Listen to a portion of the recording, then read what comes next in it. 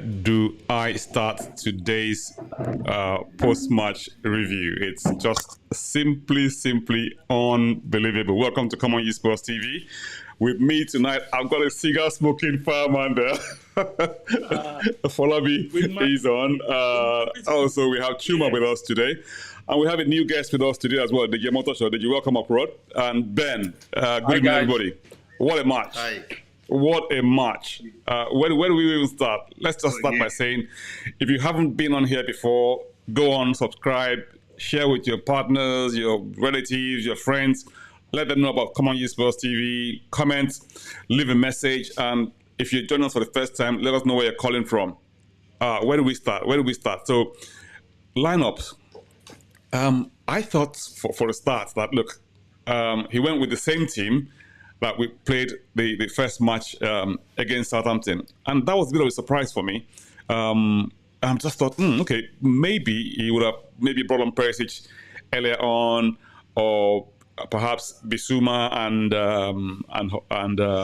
Bentancur, but I don't know. He kind of went with the same team.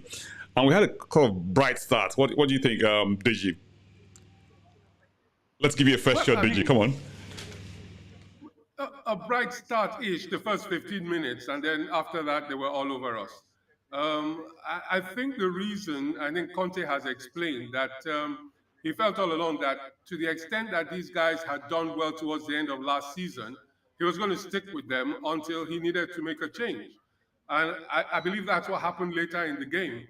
As soon as he realized that we weren't getting anywhere fast with them, he made the necessary changes. I felt at the onset that our greatest problem is that we just were not coping with their intensity. They were all over us, and I think key players in midfield actually lacked the technique to deal with that intensity. I think that was our biggest problem initially, but then, as you all saw, we came into it a bit later. But yeah, I think we started a little bit brightly, but they were all over us for most of the first half. Yeah, I mean, and the first goal kind of caught me by surprise because I didn't think they would score, because even though they had a lot of pressure, I didn't think they created that many opportunities for scoring. So, I mean, I guess it was a good volley in the end, but one of those that it could have shanked it could have gone wide, and it caught Lloris pants down.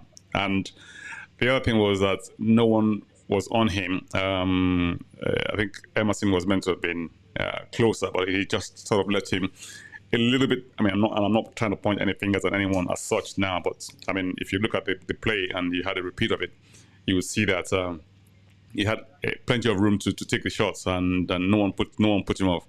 They had a similar opportunity a few minutes later. This time, Sessegnon kind of got in the way, but it's almost as if we didn't quite learn our lesson from the first opportunity when we didn't close him down. Ben, you wanted to say something? Point, half time, that you train all week and you prepare for a particular kind of set piece. I think they were expecting that the greater danger would be in the 6-yard box, and they were mentally prepared for that. And he thought, and I agree with him, but he thought that it was just a little bit difficult for them to readjust to the outswingers that Mason Mount was playing from those corners. And so they didn't react the first time, but like you rightly said, the second time around, Sessegnon was a bit closer to Koulibaly. But it was just a complete cock-up for the first goal. Yeah, I mean, it's not something you look back on and think, you covered yourself in glory, Folabi, did you have something to say about that goal? No, Emerson should have been closer to him. Even if you didn't block him, I mean, even if he could have still had a shot on goal, but he would have put pressure on him. A great example of putting pressure